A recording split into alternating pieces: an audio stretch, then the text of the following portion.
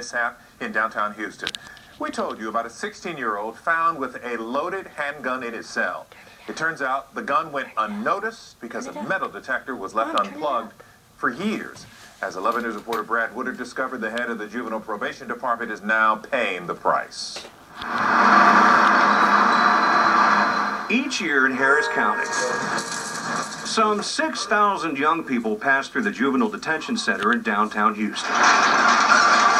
A difficult number to fathom even for the third largest county in the nation. Still more difficult, the fact that until recently the metal detector in the juvenile intake area had been unplugged for 3.5 years because the sound apparently annoyed workers. A fact that wasn't realized until earlier this month when guards discovered a loaded handgun in the cell of a 16-year-old inmate. All in favor? Aye. Any opposed?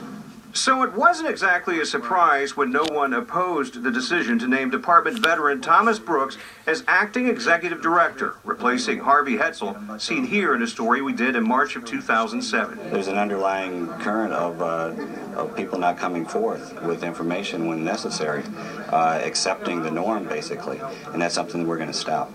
How many people actually knew about this? I don't have that information. Let's just say too many. Would you say from top to bottom? From top to bottom. The county's juvenile board also voted to replace one of its deputy directors. Obviously, a gun got into the facility. That's unacceptable. But if you realize that the metal detector had been unplugged since April of 2006, that's when I say we're really lucky. Who knows what could have come in here. The new leadership has been directed to continue the investigation into the matter, and more sanctions against employees are likely to follow.